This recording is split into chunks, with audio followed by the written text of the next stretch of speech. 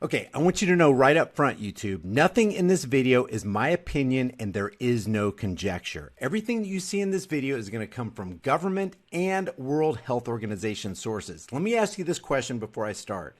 When was the CARES or Coronavirus Aid, Relief, and Economic Security Act written? You would think that it was written after the so-called pandemic. Well, let me show you something real quick. This is from the Associated Press. This video right here is from March 27th, 2020, where it says Trump signs $2.2 trillion stimulus package. And we're going to see that this stimulus package is H.R. 748, the CARES Act, the Coronavirus Aid, Relief, and Economic Security Act. Watch this. Well, thank you all very much. It's a very important day. I'll sign the single biggest economic relief package in American history, and I must... So it's the single biggest economic relief package in American history. And you would think that would be as a response to, it's written as a response to after the certain pandemic has taken place. Say, or any other package, by the way. It's twice as large as any relief ever signed. It's $2.2 billion, but it actually goes up to $6.2 potentially trillion dollars. Okay, so you see he made the mistake of billion to trillion there. Now this is whitehouse.gov. This is the actual transcription of everything that we're going to hear Trump say. I'm not going to play this entire thing, but I'm going to show you this mistake. But it actually goes up to 6.2 potentially billion trillion dollars. So that's everything that he says, and I want to show you this right here real quick. But I want to thank Republicans and Democrats. This is what Trump says in this video right here, dated March 27th, which corresponds with this at whitehouse.gov, remarks by President Trump at the signing of H.R. 748. Remember that. That's going to be very important here in a second. Signed when? March 27th. That corresponds with this date of this upload by the Associated Press, March 27th. And the reason I'm making a big deal out of this is because we're talking about H.R. 748. We are not talking about another bill. Trump did not sign another bill. He signed H.R. 748. That's going to be real important in about a minute. So he says this: I want to thank Republicans and Democrats for coming together, setting aside their differences, and putting America first.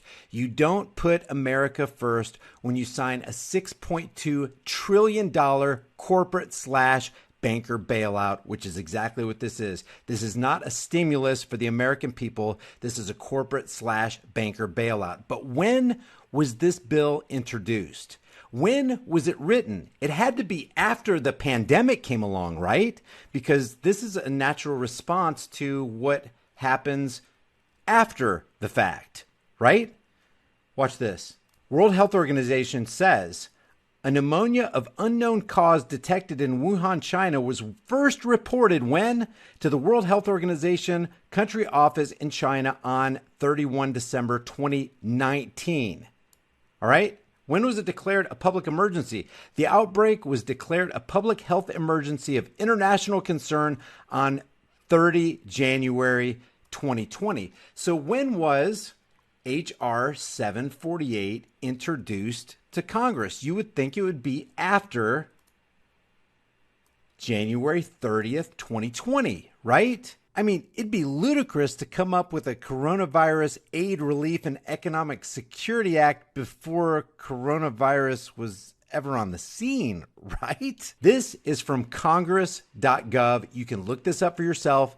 Everything that I'm talking about in this video, I'm going to put all the links in the description and in the pinned comment so you can look this up for yourself and share it with your family and friends who've been deceived by what we're seeing today. Check this out. H.R. 748, going back to whitehouse.gov. H.R. 748, the CARES Act.